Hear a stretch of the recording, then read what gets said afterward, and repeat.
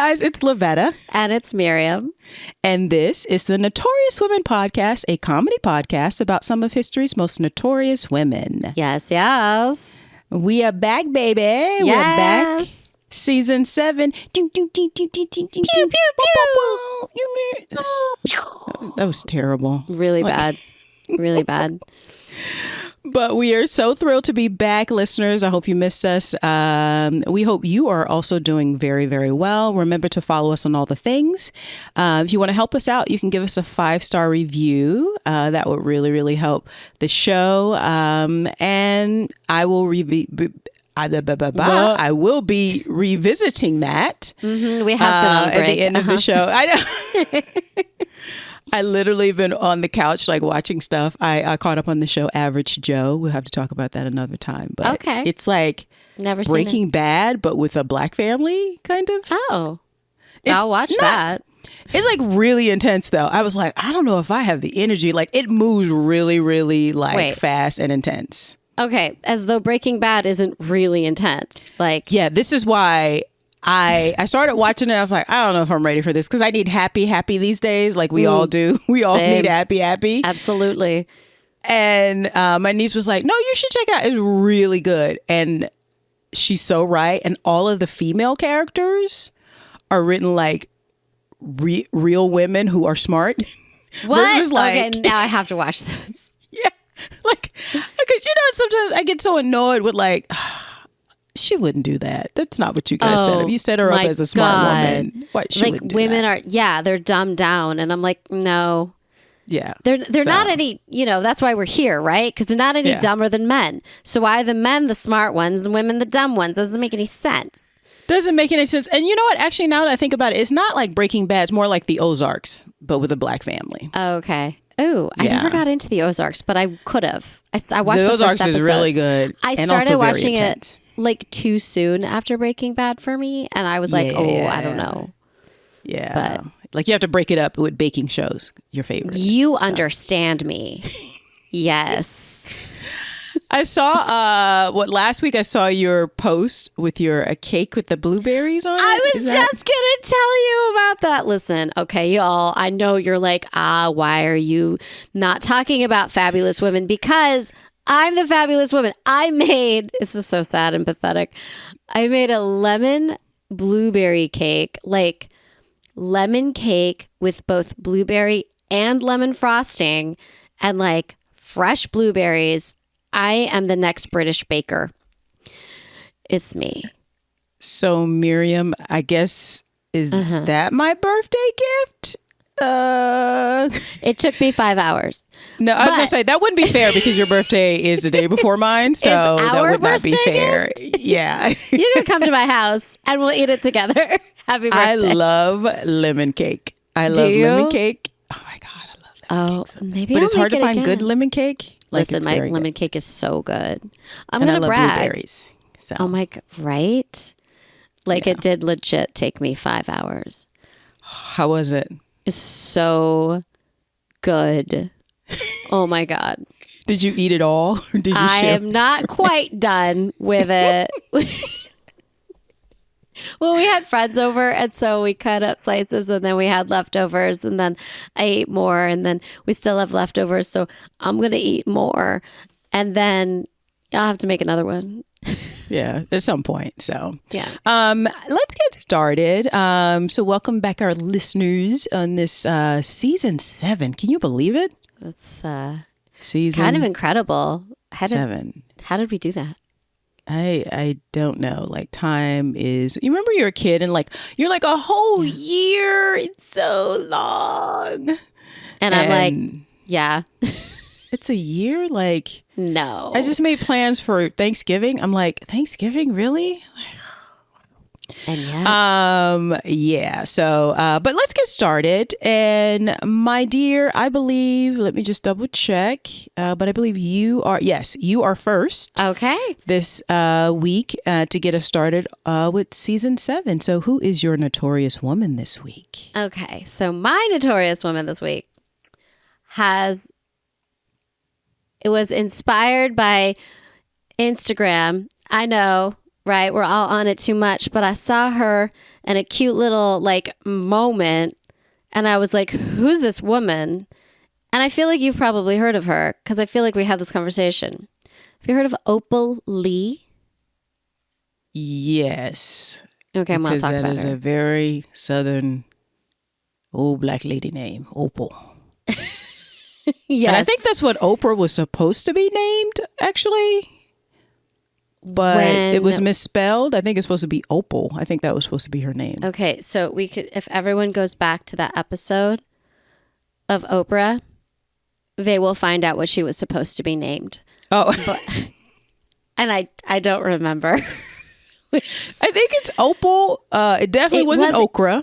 It was not okra. No, I don't think it was Opal, but it was something. Because that's like an old school, like, yeah, Opal Lee. But so, and born in Marshall, Texas. Okay. Okay. On October 7th, 1927. All right. Okay. She was the oldest of 3 children. Her parents were Maddie and Otis. Flake is her maiden name. So her paternal great-grandmother was born into slavery in Louisiana. Okay, so that's just a little backdrop. When she was 10 years old, she and her family moved to Fort Worth, Texas.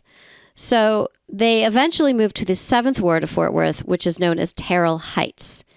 Now, on June 1939, her parents bought a house in the 900 block of East Annie Street, which was then a mostly white area. Can one imagine what might happen? Oh. So, June 19th, so like days later, 1939. Okay, she's 12 years old. 500 white rioters vandalized and burned down their home. Okay. 500 people showed for up. one fucking house. Yeah. Wow. You know, I like That's to terrifying. think like that I'm a journalist with journalistic integrities. I'm not, by the way. Don't come at me. I'm not. That I can share stories of people without having strong opinions about it, but I can't do that. They're horrible people, all 500 of them. I mean, think about that. You're 12 and it's like Right. your mom, your dad, and maybe siblings. I don't know how many siblings she had. 3. The 3 kids And total. So there's 5 of you in the house and 500 angry 500. white people holding rocks, sticks, bats shows up outside your house. Like, she could have grown up to be a super criminal, like, with abilities to fly and burn down whole cities. And I'd have been like, that's fair. That tracks. You know you what mean I'm a saying? super villain? Yeah. I mean, like a super villain. I mean, Yeah. like The Incredibles, Yeah. part 4. I'm saying, and I would be like, yeah, no. But 500 people, if 20 people showed up, it'd be terrifying. But Terrifying. 500 people, wow. 3 people show up with torches. That's really It'd be scary. Yeah. Okay. So when she recalls this years later, she says, quote, "The fact that it happened on the 19th day of June has spurred me to make people understand that Juneteenth is not just a festival." So notice when they did it. Okay. So she went to I.M. Terrell High School, which was Fort Worth's first black high school. She graduated in 1943 at the age of 16. She fell in love with a man named Joe Rowland. They got married. They had 4 children and then divorced 5 years later. Wait a minute. I'm sorry. So what happened after the houses burned down? They just had to move. They moved and they kept going. And I just feel like these stories are so important, especially now when people seem to think that we have such protections in place. Like, this isn't that long ago. It's 80 years ago. Like, well, yeah, about 80 in the 39, 40s. Yeah. So, like, no one got in trouble. You know what I'm saying? No one got in trouble. Come on. I just don't even know also the mindset of people who are like, yeah, let's go over there and scare these 5 people. 3 of which are children. And you need 500 people to show up. Like, people. And then let's just burn their shit to the ground. Like, thank God nobody was killed. Yeah. Yeah. So that, I mean, I have so many thoughts. Again, she could be a supervillain and it would be right. Yeah. She would be right. So instead, she chose a better path than I would, clearly. Yeah. In 1952, Me too. she graduated from Wiley College in Marshall, Texas. She got her bachelor's degree in elementary education and taught at Amanda McCoy Elementary School for 15 years. She also worked nights at a place called Convair to support her kids. She also worked as a cook and a maid and a store clerk to support her family. So she's just working. In 1967, she married a man named Dale Lee, which is the last name we know her as, Opal Lee. So she was a teacher and he was a principal at a different school, and that's how they met. That's a cute meet cute. Okay. Yeah.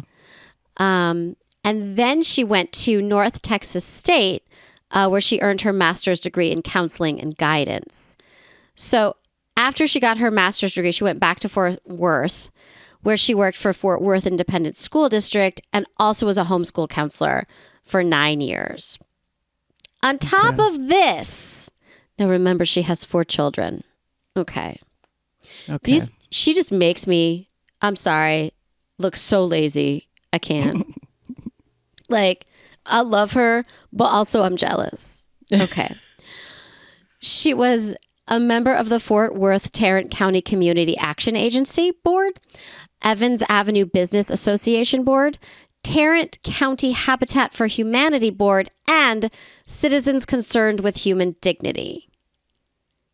And I'm here being like, oh my God, I have to go to the school fundraiser. Like, come on.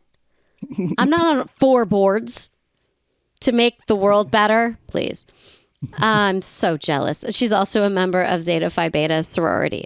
Okay, so Lenora Rolla is a civil rights activist who we probably should talk about sometime, right? Okay. And she had begun a campaign to chronicle the contributions by Black people to Fort Worth. And this campaign led to the founding of the Tarrant County Black Historical and Genealogical Society in 1977, of which Opal then became a member. Now, Lenora had been, what happened was, so here's what happened. So Lenora had been serving on several societies to prepare for the bicentennial, which is just for everyone, right? America, bicentennial. And she realized that the history of Black people in that area was not available, this will be not surprising at all, in public universities or libraries. It was only available in private collections. Oh. Right. Because, that's how you erase things. Like you just shut it down.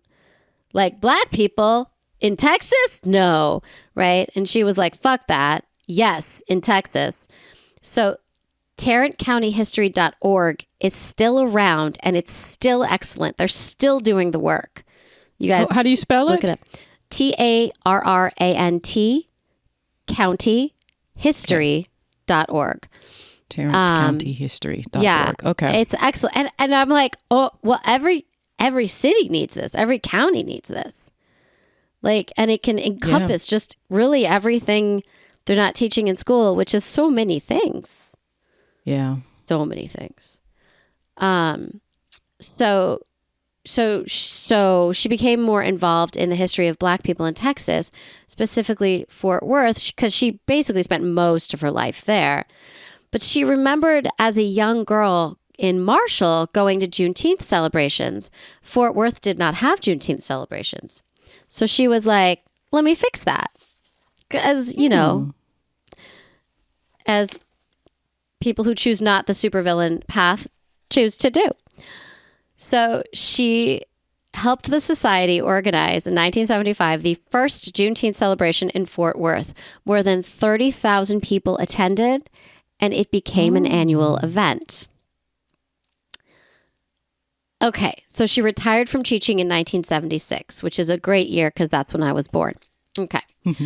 I just told you my age. You guys, I'm 25, but I was also born in 1976. I know, I time travel. Okay. And basically when she retired was when she was like, okay, let me do all the things I really want to do.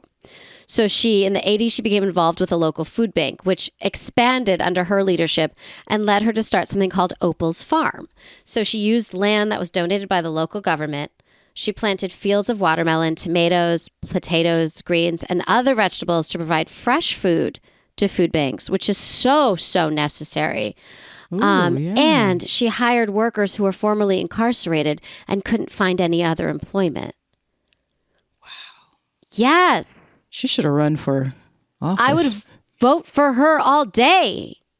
Yeah, but she probably, it's a shame to say, but she probably has had more effect on people's day-to-day life in her area, having done what she did versus going for office. Yeah, it's really true. And I just want to point out, just like she used land donated by the local government, which means we still need a local government to give a little bit of shit about the people, right? Even though she's pulling up your bootstraps. You guys, you love that term, right? Not you guys. I feel like if you listen to us at this point, you hear me. I know, but we're preaching to the choir. Yeah. I am preaching to the choir. But we're coming up with Thanksgiving, right? And you're going to go home. So you need talking I love the points. practical solution. Like you said, get donated land from the local government, plant this and to provide to local food banks but also employ the recently released, from being incarcerated. And so it's solution with one solution, multiple small solutions. And we need people like her running our systems. Yeah, which I think at the top of the ticket, that's what we're getting if we vote right. 100%. I love people come up with solutions.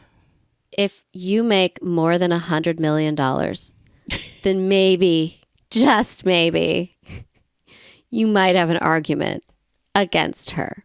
Okay. But here's the thing. There's a lot of people who have more than $100 million who are still that sounds good. Because Melinda Gates society. Is yeah. Mark Cuban's honestly, let's do this.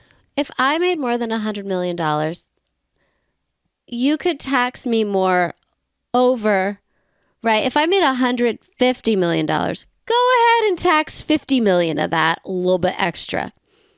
I'll allow it. That's because you're not insane with greed. That is an insanely greedy situation, right? You are beyond greedy.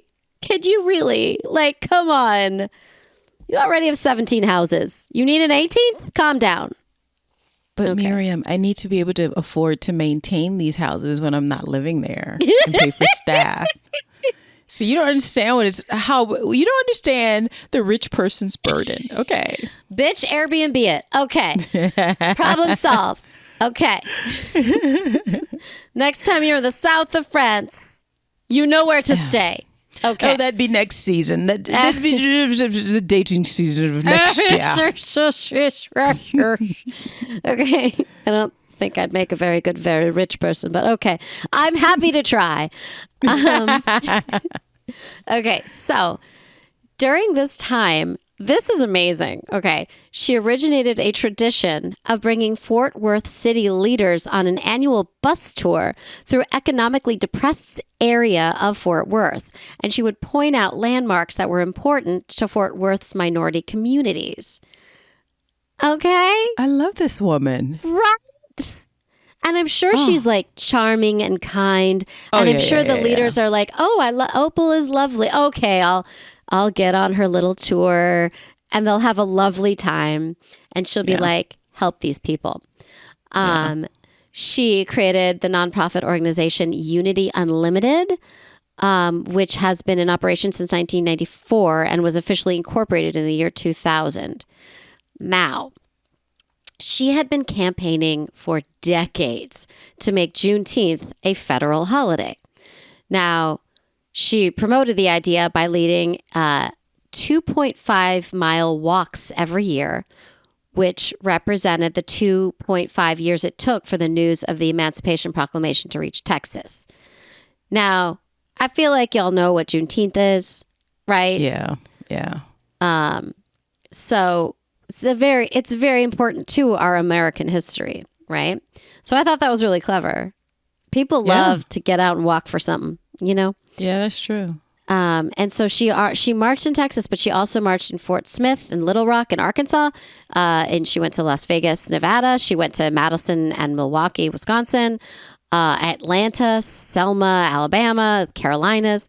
So at the age of 89, okay, she conducted a symbolic walk from Fort Worth, which she left September 2016, to Washington, D.C., where she arrived in January 2017.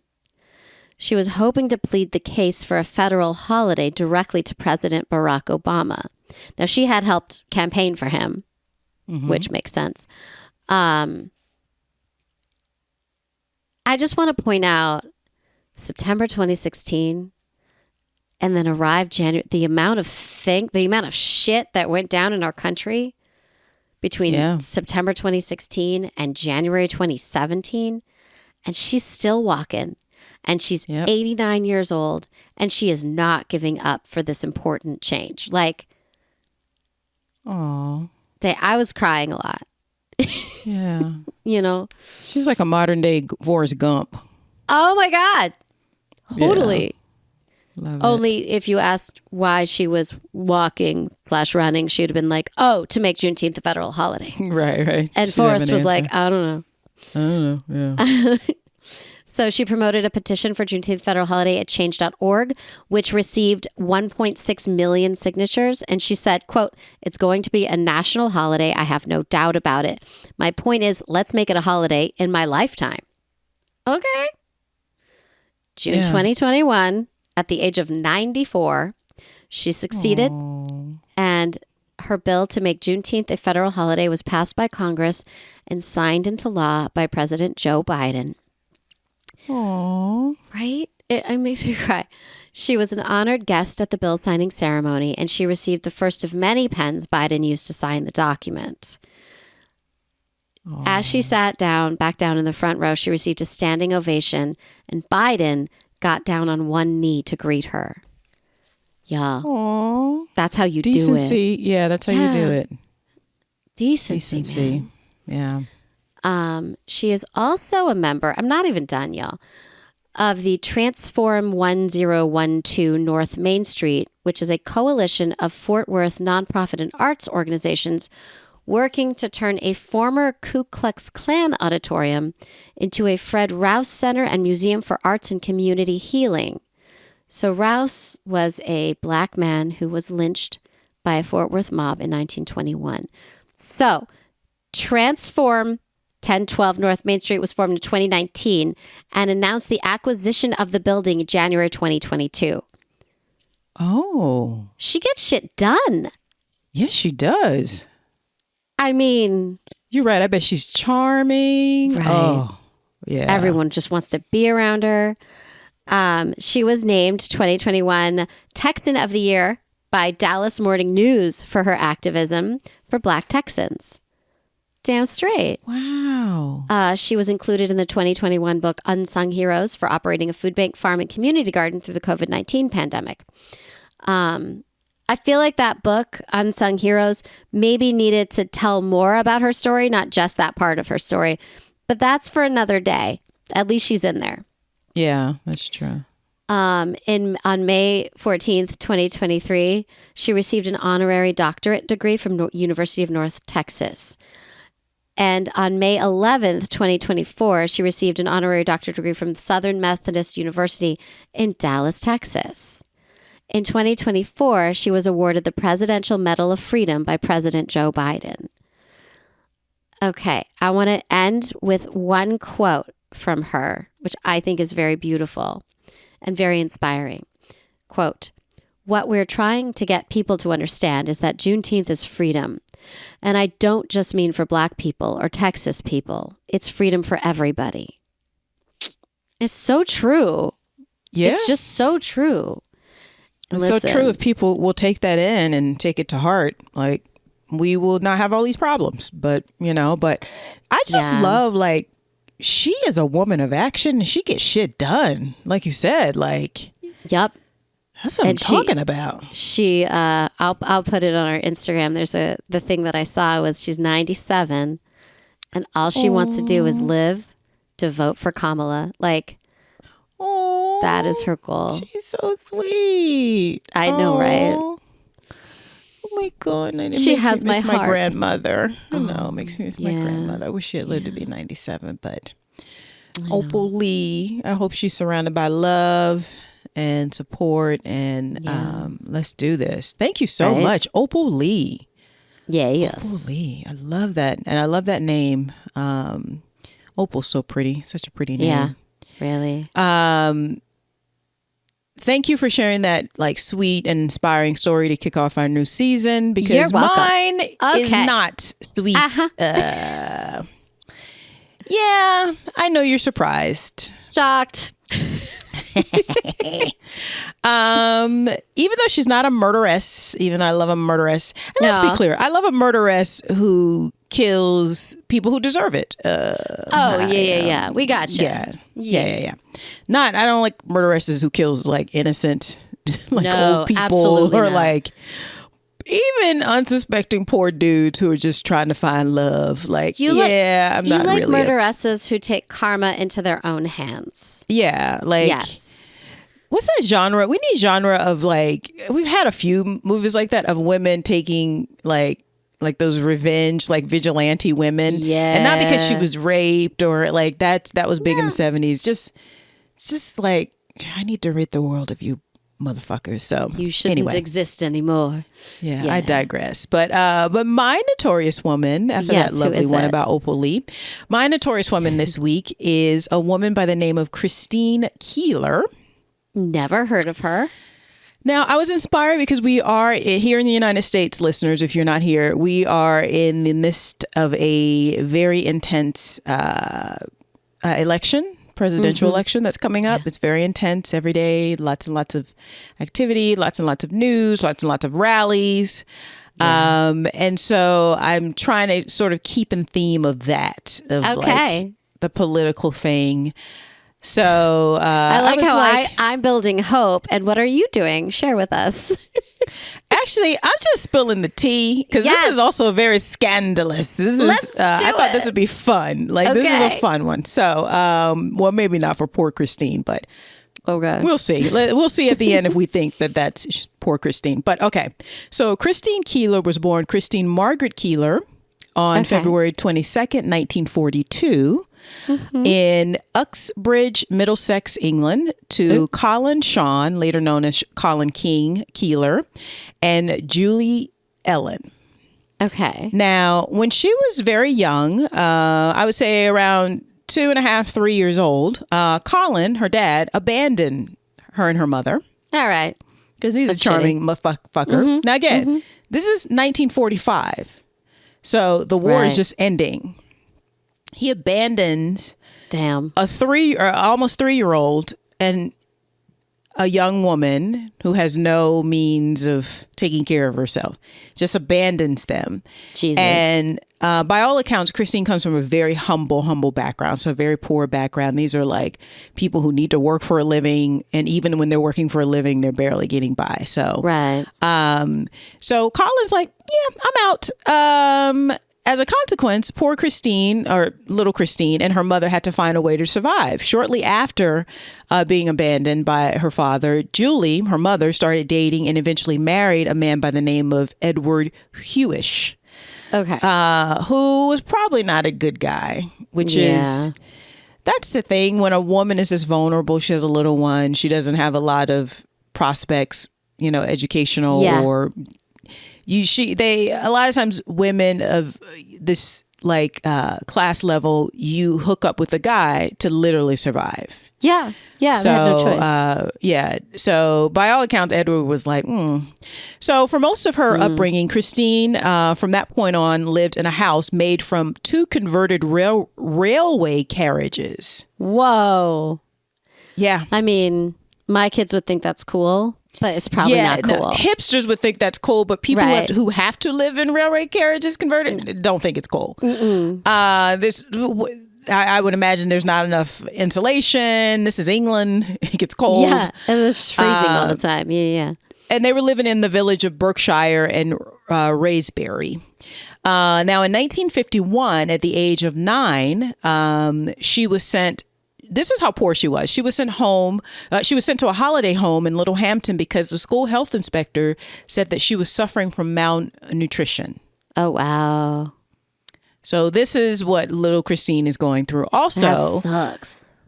On top of it, various reports said that she was sexually abused by both her stepfather and his friends, or oh my God, friends and friends plural of the fathers of children that she babysat to make extra money. You know what? None of those people should have a penis. Just cut it right off. So this is what happens, though, when you're in the 40s and the 50s and a little girl whose father has abandoned her and her mother have no protectors. Yeah. So, and oftentimes mothers are not in this predicament, aren't able to take care, or who knows? It sounds like they had a difficult relationship anyway. It's one of those things where this is why you don't force women also to have children that they don't want. Yep. But I digress. So, yes, by all accounts, very difficult childhood. So at the age of 17, and to make matters worse, remember I was just saying 2 sentences ago about women in that circumstances having babies. So at age 17, she gave birth to a son after an affair with a United States Air Force sergeant. Okay. Her mother helped her, prepare for the baby. She gave birth. Unfortunately, the baby was born prematurely, and baby only lived for 6 days. That's so sad.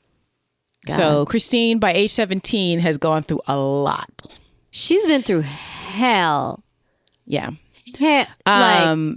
This fucking world. Okay. You know what? All right.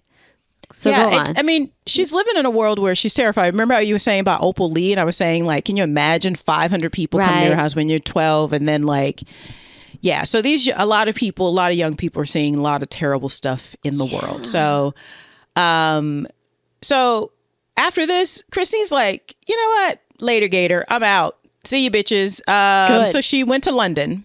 Bye. And she went to London with no prospects, no education really. Okay, right. From my research, it looked like she graduated from high school, but beyond that, she wasn't stellar in school. She didn't really, go to college or even secretary school. She may not even, and that's the thing, when you're this poor, you may not even be able to afford to pay to take the exam. Yeah. Or to pay. That's what people don't really understand. That's why poverty is such a trap, because it's like you even need a little money to sometimes take a class, take a College test. applications are out of control expensive right now.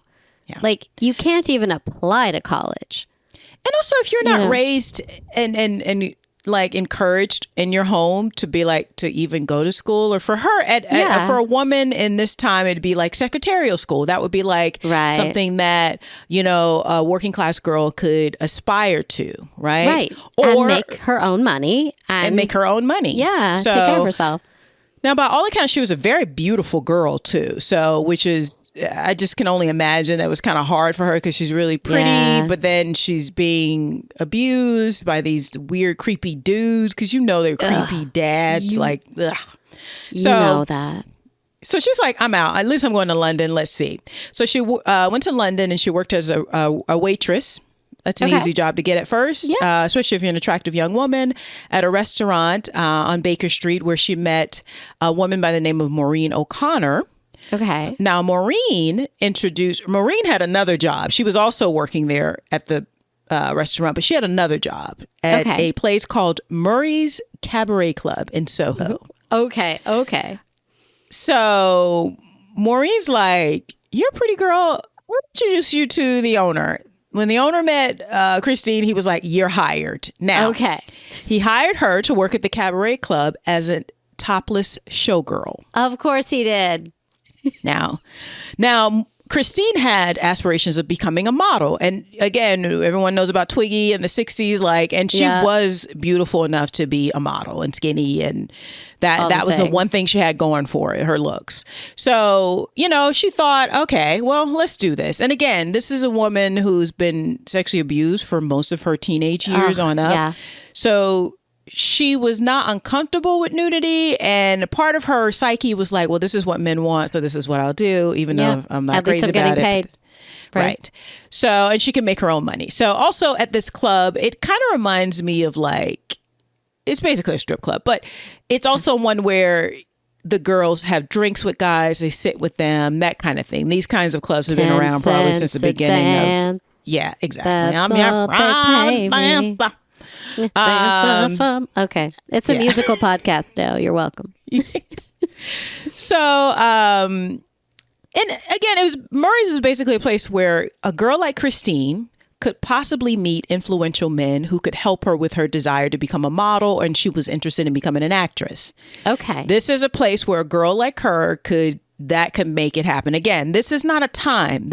We're in the 60s now. This is not a time where a girl, we're entering into the 60s, this is late 50s, a girl with no prospects. And England is highly classist.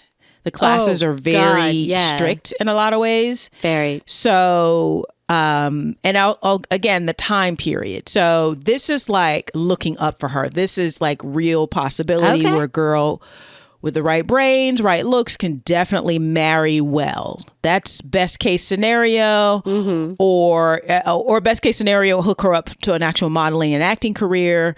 Second best case scenario is to find a rich husband. Right. So, or a third best case scenario, find a rich sugar daddy who will maybe put you up in a nice place. Right. Maybe you can get a Jaguar out of him or what have you. Right. That could be the best scenario. I'm just saying.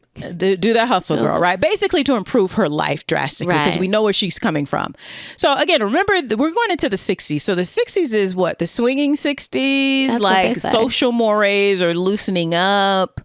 This is also during a time where people from those strict classes here in the UK and also in the United States, where they were actually intermingling more with the lower classes. Yes. Because the lower classes, youth culture was really big, and she's very, very young. She's 17, 18, right? Okay. Yeah. So this is a good place for her to be. The toplessness notwithstanding. So it was here at Murray's that she also met a man by the name of Stephen Ward, an osteopath. Basically an osteopath, I don't think they have this career anymore. It would be, I guess, a chiropractor, but he was basically a medically trained professional who would physically manipulate the body's muscle tissue and bones. That's maybe kind of chiropractic-y. Well, an osteopath now x-rays your arm and says, it's broken. Oh, yeah. So that's not what he was. He kind of reminded me of, that's the best description I could, give. But he was actually, and he trained in the United States to become an osteopath. So he was from a solidly middle class, slightly upper middle class family, but he was not part of the aristocracy. So he's not part of the bougie set, but he definitely came from a better background than her. And he was older than her. So he, by all accounts, was very successful at his business. And he was also a successful artist. His success in his medical practice and the art world also made him very many influential friends, which is why he was a member. He would come to Murray's and, he was also, like I said, considerably older than Christine. So many thought that he maybe was like her sugar daddy or that kind of thing. But throughout her life, she maintained that they always had a very platonic relationship. Even though from this point on, after she met him, they would go to parties together. Honestly, again, it's the 60s. It's coming up into the 60s. So I think for him, he's a guy who has influential friends. So he's kind of like the good time guy. He's like the connector. And I think he liked to surround himself with pretty young women. Yeah. Because that made him the dude. Yeah. I know that guy. Yeah. And so at first I was like, is he a pimp? But I really, after my research, I don't think so. But if you saw him, you would be like, he always has beautiful girls around him. But that wasn't really his thing. But it did make him, he was able to get invited to hunting parties, gentlemen's club, because he knew a lot of people. He also knew a lot of people that were not pretty young girls. Like, right. I feel like he had aspirations to getting into the upper class. Like he was a bit of a social climber. That's kind of like the vibe I'm getting from him. So, but he comes from a more established family, a background than Christine. So, but he liked her. He also thought she was very beautiful, and he would often encourage her, like, girl, this is the best thing you got going. You got $1 million face. Like, he sketched her multiple times. Did he pay her for those sketches? How's she making money? He actually, honestly, I'm getting kind of like these pretty girls with kind of a bit of a beard for him, because I'm kind of getting that he might be gay or bisexual, even though in the TV, even though in the TV show, even though in the TV show that was on HBO Max about him, because she would ask him, why aren't you sleeping with me? You slept with my other friend. And he's like, because you and I are basically the same person. Okay. So she said she looked at him as like a father figure, but I would say probably an older brother figure. And when I get more into it, that's the feeling I'm getting, that maybe you didn't get the sense that it was a creepy thing, but from the outside looking in, it looked like maybe he was pimping these young girls out or But inside the relationship, she's like, no, we never slept together. He never, like, that kind of thing. Right. So this is Stephen Ward.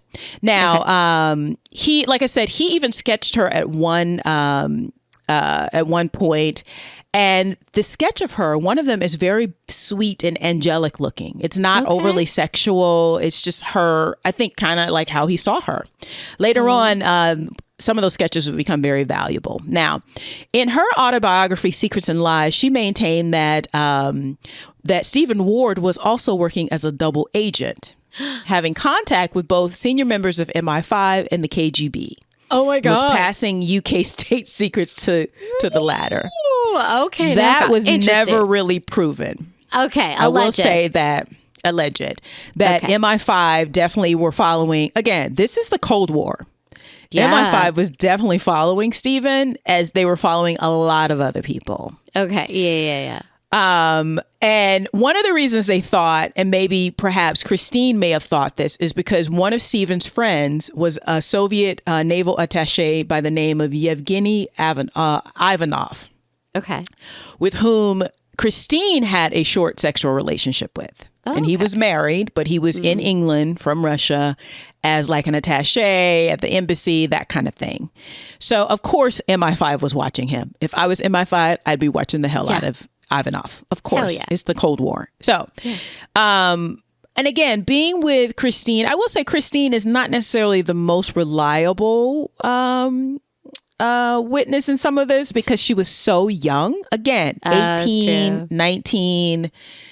These are considerably older people. They're all kind of hanging out. She seemed very young for her age as far as like maturity level also. Well, yeah.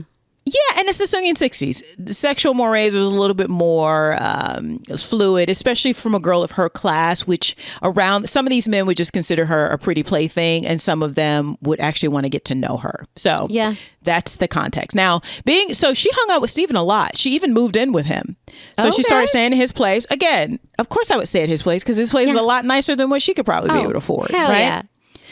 And she, along with a friend of hers named Mandy Rice Davies, I've seen it also spelled Davis, but Mandy was just as pretty. She was blonde, and Christine was a brunette, pretty brunette. Okay.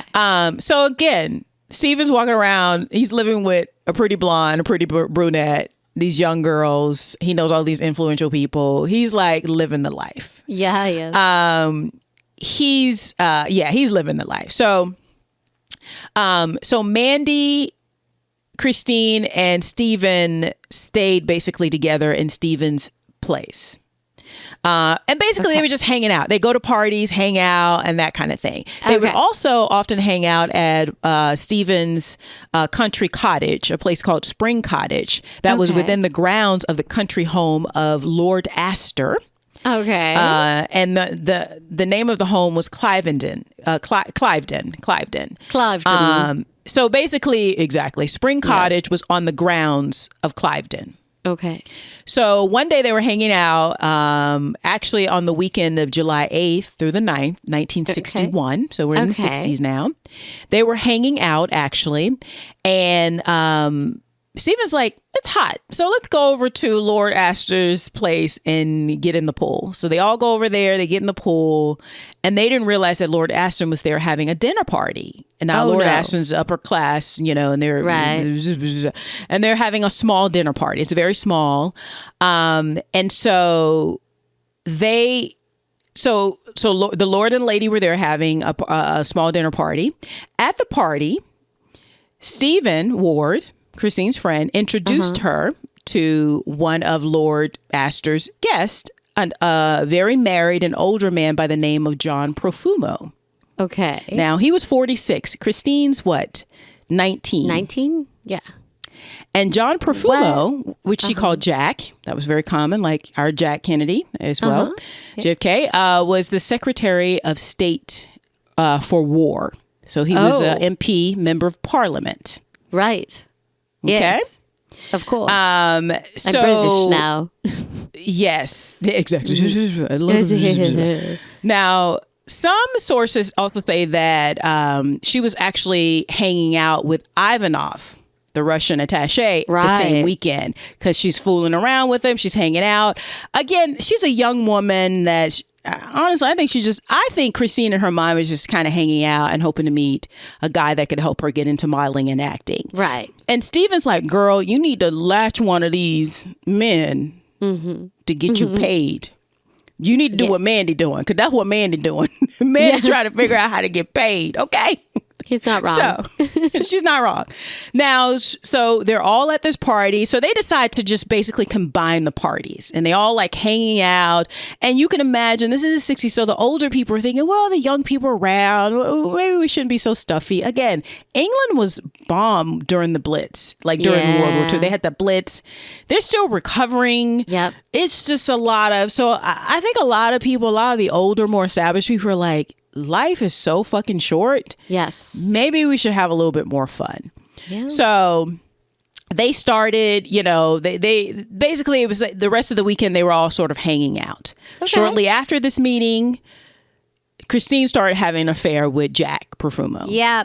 Yeah, I know. Like, I don't know, but like, I know. Yeah, exactly. And I'm sure it's one of those things where his wife was like, okay, don't embarrass me, make it quick, whatever. Right. He was married to I didn't write down her name, but she was a well-known actress, very beautiful woman as well. So Jack had great taste. And so they had a short affair. It was intense. He's an older man. She's a very pretty young girl. And it either ended in August of 1961. So this is July. They all meet beginning of July. After the security services warned Profumo of the possible dangers of mixing with Stephen Ward's circle. Because remember, MI5's kind of watching him. Right. Or some people say that the affair continued until December. Okay. I think it probably considered until it because he's having sex with this beautiful young girl. He's definitely putting his penis in her. Yeah. As long as he can. So, but it did fizzle out. So after the affair, which was a bit of an open secret, they were not fooling anybody. It was kind of one of those things. But the affair did end by the end of 1961. So whether it ended in August or in December, but by the end of 1961, it was over. So after their relationship ended, Christine, who's just 19, went on with her life and began dating a Jamaican jazz singer by the name of Lucky Gordon. Okay. And an Antiguan jazz promoter by the name of Johnny Edgecombe. Oh, she's dating in 1962. They kind of overlap a little bit. Okay. I think I'm she not was judging. Just asking. I think she was dating Lucky first, and then she went on and started dating Johnny, but then Lucky got jealous, and so this is a lot of like messy young people crap going on with Christine, which is so ironic in how she got tied up in all this other stuff because she's just basically living her life like a messy 19-year-old. If she lived today, she would be making so much money by being on a reality TV show. Mm-hmm. She really would. I feel like she kind of has the energy of a what's the one that broke out on the Jersey Shore? Is it? Oh my God, Snooki. But Snooki's not even Italian American. It's so funny. She's not. What? No, she's what? like Venezuelan or something. Like, oh my God. She's not even Italian American. But anyway, Snooki was so like lovable. But Christine is really beautiful. So imagine a really beautiful Snooki. Okay. Like, I mean, Snooki's a pretty girl, no judgment, but like Snooki's a pretty girl, but like the thing that Snooki kind of reminds me of like Cardi B, like their personality is so engaging, they're so charismatic, and they're just fun girls, and you just like them, right? And then later on, they get really savvy about like their persona and making money and da da da da. But the first season of Snooki was like the breakout star because she was so much fun, yes, and just very charismatic and likable. And Christine kind of reminds me of her.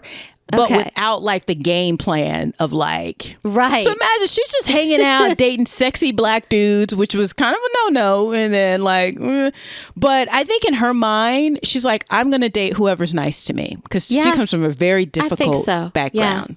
Yeah, for sure. So, and in the TV show I watched, she was saying her mother it was like, you hanging out with those darkies. She's like, first of all, don't say that. And she's like, I lost my virginity to this Nigerian fellow, and she was like, I thought he was the most beautiful man I'd ever seen, and besides Robert Mitchum, and she's like, he was so lovely, and so she's dating Lucky, and then I think she started dating Johnny. Lucky was very jealous, not so much as Johnny, but Lucky's one of those guys like, you move on. He was like, you still my woman, and it's like, okay, this is not what we're doing. So there was considerable jealousy between the two men, and apparently they had a fight in October of 1962. Okay. When Johnny slashed Lucky's face with a knife. Whoa. Yeah. Okay, West Side Story. Yeah. So Christine ended the relationship with Johnny a few months later in December. Okay. He was so upset with her that he turned up at Steven's house where she was escaping, like she was kind of living with Johnny and then going back and forth because part of her is like, well, I don't want to mooch off of you, Steven. I need to get my life together. But she's 19. Right. So Johnny gets mad, shows up at the house, at Steven's house, and starts shooting at the building. Oh my God. This is so fucking messy. Fuck. Now, you break it off with this guy. He shows up. And in the TV show I saw, I don't know how true that is. Basically, Lucky was harassing her. And then she went to a club that she knew Lucky was going to be playing at with Johnny. And then he and Johnny got into it. And that's when Johnny slashed his face. Okay. And so Christine got upset that Johnny did that and broke up with him. And then he's like, it's your fault because you... So that could have happened. I don't know if that was creative license, but this is very, very messy. This is very like 19, 20-year-old foolishness, like messiness. So he shows up and starts shooting. Again, this is England, 1962. They still don't have a lot of guns. In the United States, would be like, okay, shooting, but that would be unusual. This is very unusual. This is very unusual now. Like, that's okay. Now, so what happened? Now there is an alternate POV. There's another story about how this came about. The shooting was that, according to, at one point, Christine said that that Johnny, that Lucky had attacked her at knife point on her way to Steven's house one day and assaulted her, raped her, basically. Oh, shit. And held her hostage for 2 days. So Johnny, in an attempt to fight back, like basically beat Lucky's ass, went and fought with him and slashed his face. Okay, that's more slash face worthy, you know? Yeah. And that so some people say that that's the reason, like, but who knows? It's, again, that's alleged. I don't even know if that's true. What is true, the fact is that Johnny shot at Steven's door. Okay, so then what they do? So the cops came. Yeah, that sounds right. Like, Yeah, they were like, what the fuck? We have to have an investigation. And so while they were interviewing her a couple days later, this is when, and again, Stephen Ward would live in a posh neighborhood also. Right. So there's a gun involved. There's like, what are we, Americans? I know. What the hell? What? There's a posh neighborhood. We're not bloody Americans. That was a really good Johnny accent was arrested and Christine was questioned. Okay. But during her questioning, authorities realized how well connected she was, or rather how Stephen Ward was. Because remember, MI5's following him, but local police are not. So they're all starting to put together. They also found out when they talked to her about her relationship with John Profumo. Oh, he's an MP, member of parliament. And Ivanov, a Russian. Again, this is England, 1960s, the Russians. Oh my God. So everyone's like, what the fuck? And they're like, oh, there's a story here, right? So they weren't the only ones. When this kind of stuff got out about this young, pretty girl who may have been sleeping with an MP and a Russian officer at the same time, they're like, what the fuck is going on? Right? Yeah. So when word got out to the press went fucking insane. They pounced on Christine. They parked outside Stephen's house. They were like hounding her, wanting to know all the salacious details of her life. So you know how in the United States in the 90s we had the Monica Lewinsky thing? Absolutely. Christine is the precursor to Monica Lewinsky, but there's like a Russian person involved. But there's like a Russian element to the whole thing, which makes it far more interesting. Yeah. Okay. So again, this is the British press. So they've always been just insatiable in a lot of ways. So trash. Yes. And all of this is getting back to officials, MI5s knowing this. In the TV show, again, I keep going into, I don't know how true this is because I feel like they took a lot of creative licenses, like making it compelling and like, but MI5's watching Stephen's house, and then all of a sudden the Russians are watching Stephen's house, and then all of a sudden the cops are watching Stephen's house. Yeah, right? Two sides of the house. Yeah. So they question Christine again. She's a 19-year-old, just being like, my boyfriend, and I slept with Jack like last year. Because again, the affair's been over for about a year now. Yeah, she's like, that was like, so long ago. What are you talking about? In a 19-year-old's mind, it's like, oh my God, that was so long ago. I was 20. I was like literally a different person. I was 18 and now I'm almost 20. Yeah. Ew. Yeah.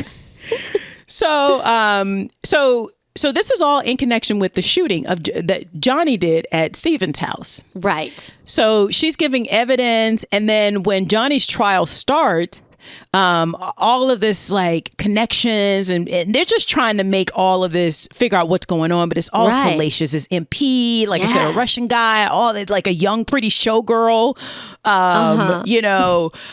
from a gentleman's club, that kind of thing. Now, and then I forgot to say, Stephen Ward was also known to be given really wild parties, like swinging parties, basically. Okay. Like for his upper crust friends. So I have a feeling that he was kind of like the connection between these old, gross married dudes and young girls and like sex parties. Yeah. Do you remember the musical The Wild Party? That's what I'm thinking of right now.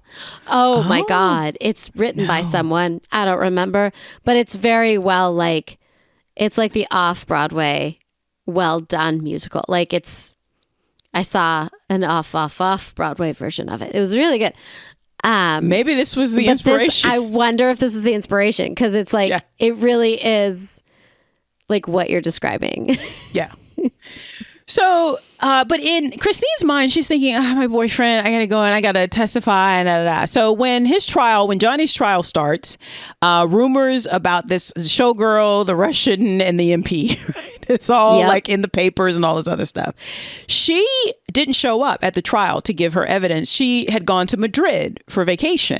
Oh, well, because, it's lovely that time of year. Because again, she's 20. She's 19. She's 20. And she's not really thinking. Right. And somebody probably offered her a trip to Madrid. And she's like, hells yeah, I'm going to Madrid. Let's go. So now, by this time, Jack, the MP, the officials of parliament are like, what the fuck are you doing? And he's part of the Conservative Party. They're in power. Course he is. Absolutely. 100,000%. And he was presumed to have become one day prime minister. So even though he was a junior official at this time, he was being groomed and seen as that kind of thing, right? So, but the people in Parliament are like, what the fuck is going on, Jack? Yeah.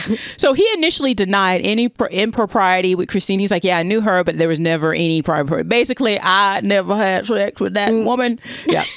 But when the news of her skipping out on testifying in the trial of Johnny, which is a completely different trial, the press started speculating that it had been that she fled or been led to taken to Madrid to avoid answering embarrassing questions that might implicate people in high places. Yeah, I could see that. I could fully see that. Led the Labour Party, which is the opposite of the Conservative Party, to have some ammunition against the Conservative Party, the party that's in power. So speculation also that a pretty young girl who was sleeping with an MP and a Russian spy was all you needed in 1962 to cause a scandal. Wow. You need so much more now. Like, so much more. So when his higher ups was like, what's going on here? He was like, oh no, there's never any impropriety. I met her at Lord Astor's play. Like, but even though it's an open secret that they had an affair. Right. So to save face, because there's a lot of pressure from his party to be like, you got to nip this in the bud. So on March 22nd, 1963, he denied the affair to the members of Parliament, saying there was no impropriety in his relationship with Christine. And he even threatened to sue for libel. Like, keep my name out y'all mouth, or I'm gonna sue you motherfuckers, right? Yes, but his penis did go inside her. That did happen. But he's playing this game to put emphasis on it. That seemed to work because the attention, they were like, that's all we need. Parliament's like, we accepted this, what have you. Again, this is now we're in 1963. So 62 to 63 is crazy. At the height of this, because she's plastered on newspapers, the covers of newspapers. Right. A pretty young girl. She, at the height of this, she set for a photograph, a portrait by a very famous artist by the name of Louis Morley. Okay. The photo shoot was to promote a proposed film called The Keeler Affair. Okay. That was never released in the UK, but according to some reports, it's a very famous picture of her. She's basically straddling a chair, and she looks like she's nude, and a lot of her is in shadow. Okay. And the producers wanted this to use this as an advertisement for the film. So the photographer wanted her, like I said, to sit like that completely nude. She was like, no, I don't really want to do that. And so it looks like she is nude, sitting on the chair, facing us, the camera, straddling the chair and facing us. But in actuality, she's like, no, she has on knickers, she has on panties, but it looks like she's nude. And again, this is 1963. Right now, we'd be like, oh, that's like tasteful and Vogue. That's like so beautiful. Whatever. I love it. Yeah. Yeah. But this was scandalous. And again, this is the girl who was purportedly sleeping with an MP and a Russian spy. Yeah, it all connects somehow. Yeah. So now remember how I said that there were two kind of stories about how Johnny ended up slashing Lucky? Yes. Of the second one. So another fact, so I don't know exactly how that kind of happened, but another fact is that in April of 1963, Christine was attacked, and she accused Lucky, who was arrested and charged. Okay. So this was in April of 1963. In May of 1963, Stephen Wards was charged with prostitution. Because again, his reputation is catching up with him, right? That's what he said. Because again, he's very well connected with higher ups. He's having these parties. Is he charged with prostituting himself? No, or I forget the term was like basically he was a bad influence on young women or something like that. It's basically prostitution. Yeah. Okay. Now, during the trial, Christine testified about their relationship, about her relationship during Stephen's trial. So she has to go to Johnny's trial, Stephen's trial, and then Lucky's trial. It's exhausting. Somebody's trial. Stephen thought that his charges was a witch hunt. Okay. To basically silence him, because by this time, MI5 had confirmed by all accounts that Profumo had not pass any secrets from the like to the Russians, that he was not in bed with Stephen, and really basically it kind of cleared Stephen from being a spy. And when all of this broke out, Russia pulled Ivanov. They're like, you come back home. So he went back to Russia and lived out a long, healthy life. He was like, my name Bennett. Ain't in it, I'm out. So, but at Stephen's trial, Christine had to testify. So higher ups were very nervous about her testimony because she's a wild card. She's 20. She's 21 now. She's a wild card. And Stephen, I think Stephen basically was like, play your cards right. You get out of this with money, with influence. Right. I don't know if Christine just didn't know what was going on because she was so young, but she did testify. She wanted to be truthful. So her affair with Profumo came up. Okay. And because of that, he had to come clean to his party leaders, which he did in June on June 4th, 1963. And on June 5th, the very next day, he resigned. Yeah, he did. Because that's what they used to do. Yeah, that's what they used to do when they don't do that anymore. At least not in the United States. Now, that same day, on the 5th, Lucky's trial started. Because remember, she accused him of attacking her. He maintained his innocence and said that he had 2 witnesses that could vouch for him, but the witnesses couldn't be found. Interesting. So on June 7th, principally from the testimony of Christine, Lucky was found guilty and sentenced to 3 years in prison. Wow. Did he do it? I wonder. So now she's got a lot going on. So she can't even, she didn't have time for that. That was in June. In July, Stephen's trial started. So he was charged in May, and then his trial started in July. Okay. So that's a long time. Some people were trying to, get to him, I think. So they charged him technically of living off immoral earnings earned through Christine and Mandy. Oh, yeah. Based on contributions to the household. Because remember, they were living with him. Loan repayments that the two had made to him. So they basically, there's no way in hell that he was living off of them. Because no, they were living off of him. Yeah. Because he, as an osteopath at that time, he was making about 150,000 pounds in today's money. Which is about, what, $200,000 a year. Yeah, that he's fine. He doesn't need them at all. He's also who knows what he's doing. He was not making money off of them.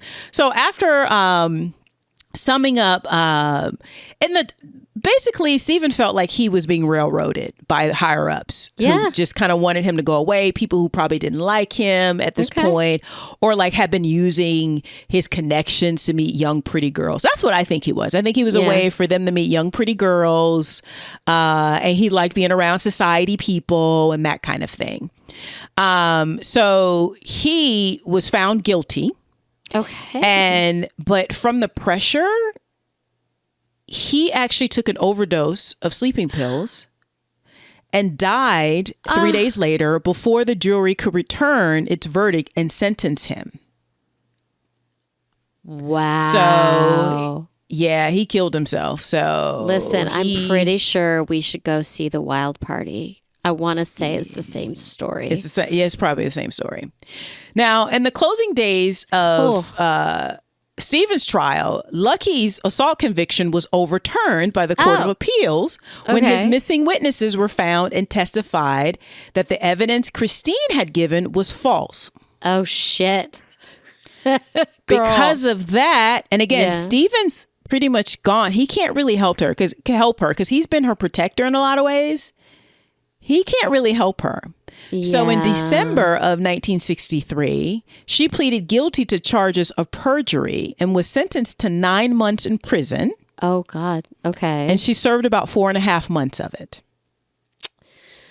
Whew. In October of 63, the Prime Minister Macmillan, Jack Profumo's boss, resigned due to the fallout from the sex scandal with Christine and Profumo. Yeah.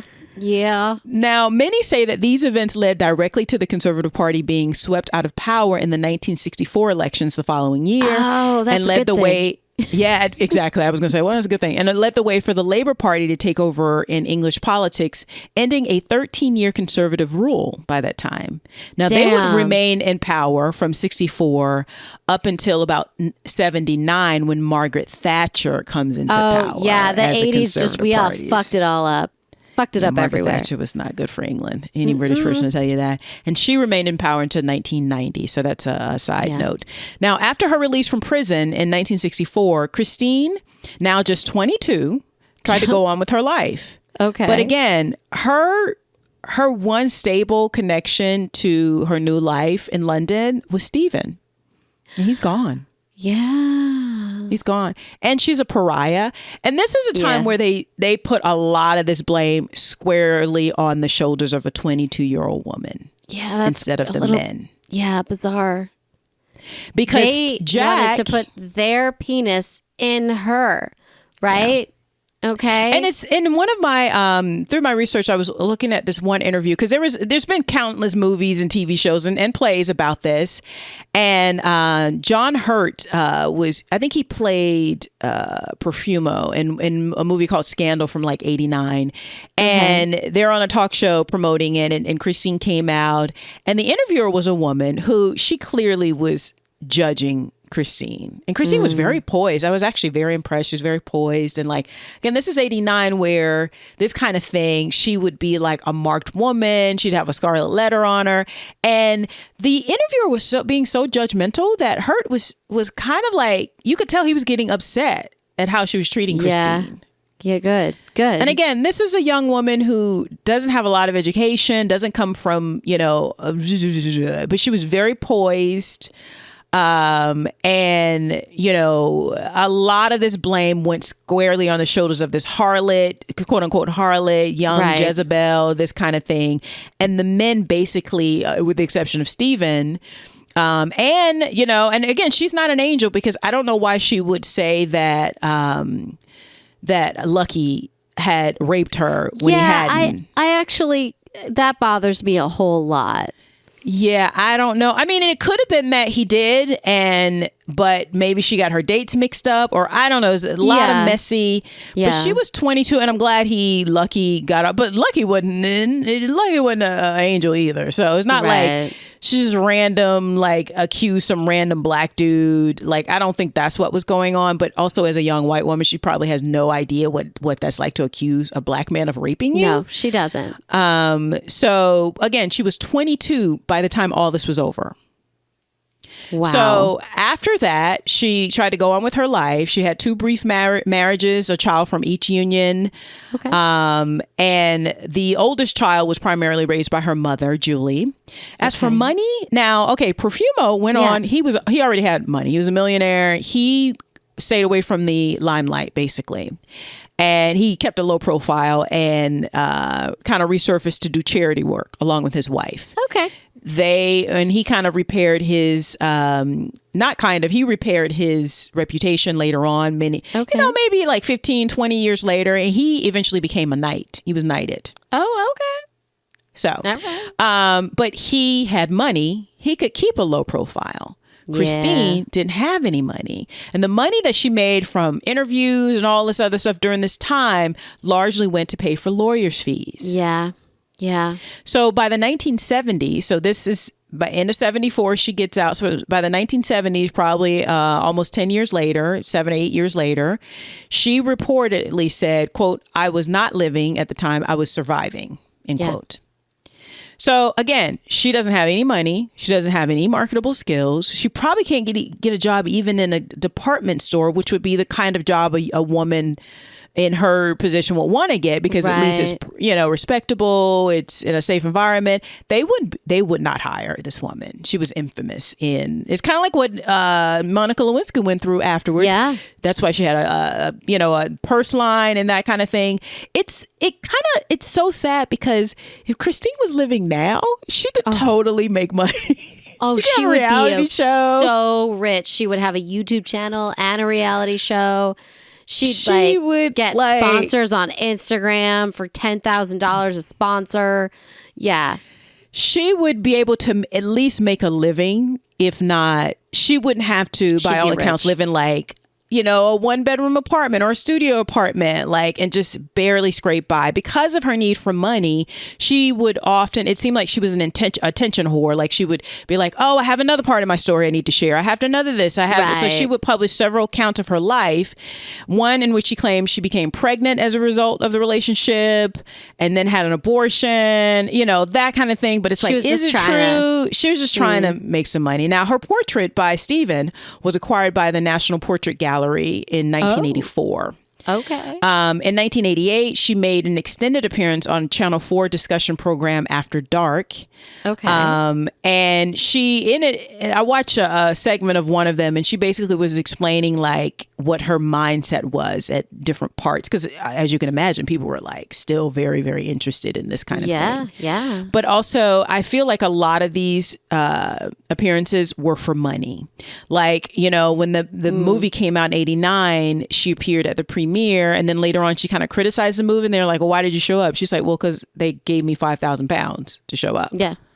So like, yeah. I'm hungry and I have bills to pay. So like and also because she just I think she made a lot of stupid mistakes, but she made a lot of stupid young girl mistakes. Yeah. Who doesn't have anyone in her corner giving her advice, giving her great legal advice, helping her figure out how to make a living. Like, at the height of this in 62 and 63, she tried to do modeling and acting, but she couldn't get like reputable representation. Right.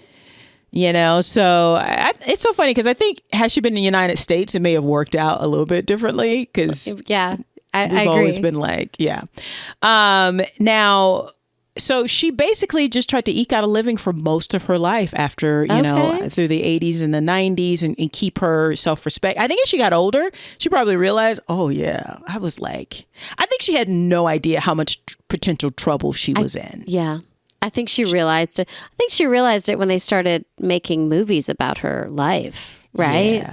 Yeah. Like that'll.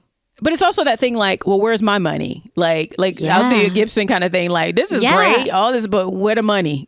Where the money at? I would like to buy a house. I would like to buy a car.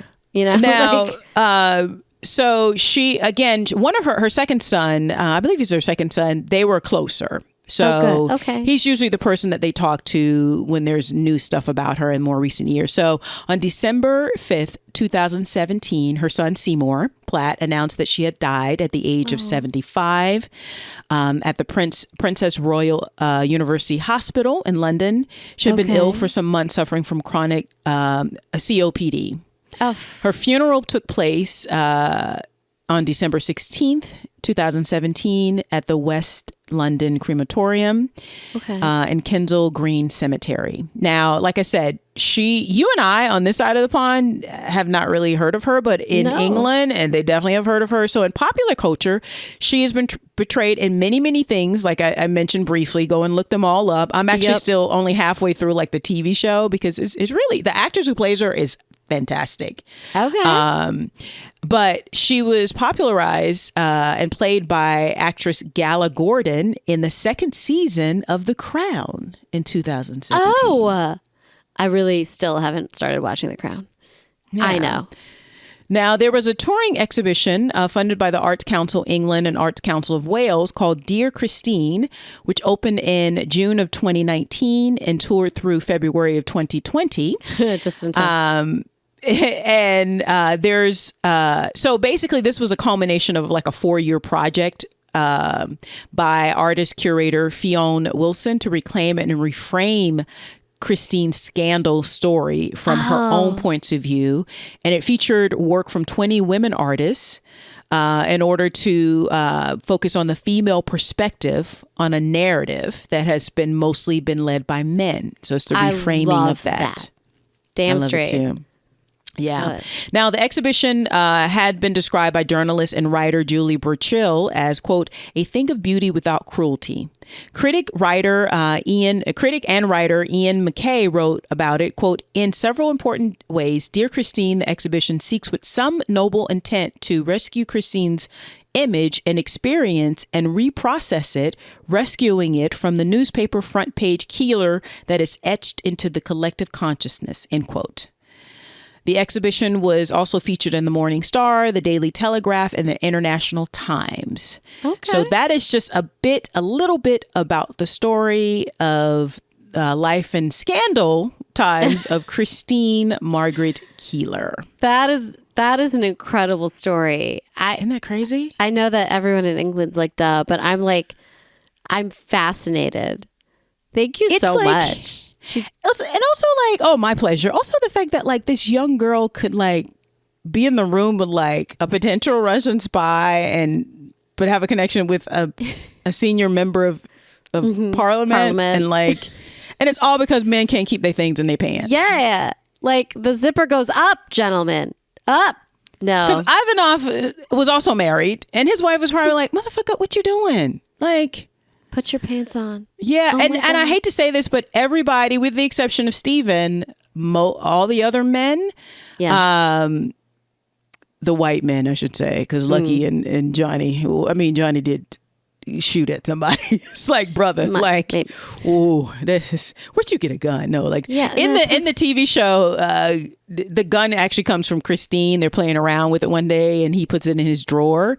So when he's mad at her, he takes it out. I don't know how, because I don't know how accurate all those facts are, but like, it's just a lot of stupid, dumb mistakes that very young people made while being mixed up with very dumb, stupid mistakes that old people made. Yeah. Yeah. Yeah. It's fascinating. It really is. But I like this. I like the new, like, here's what actually happened. Yeah. She was just a young girl and these old white men were just kind of throwing her around a little bit. Like, don't blame her.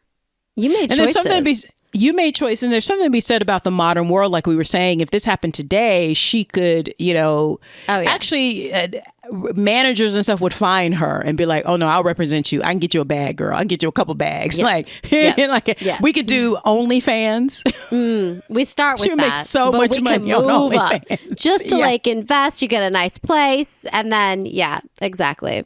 Yeah, so that is Christine Keeler. No one's coming to me for that. Okay. You or me either. So, well, guys, that wraps it up for another episode of Notorious Women Podcast. Like I said at the top of the show, remember to follow us on all the things. That's right. Starting with giving us a 5-star review in the Apple Store so people can find us. Also, leave a review, other than like they're so pretty and smart, but like just because we'd like to read them on the show starting next week. You can also give us go to our Patreon and you can give us a bag at patreon.com/notoriouswomen. That's patreon.com/notoriouswomen. And Miriam, how else can they support the show? You guys, you should come to our Instagram, which is a fun place to be. I like to find all the fun things. You can also, it's Notorious Women Podcast. Very, very easy to find. You can also DM us there if you have thoughts or ideas. We also have a YouTube page where you can listen to episodes too, which is also Notorious Women Podcast. If you want to email us longer things, it's notoriouswmpod@gmail.com. And that is that. Yeah. All right, guys. Thank you. We are glad to be back and we will see you next week. Bye-bye.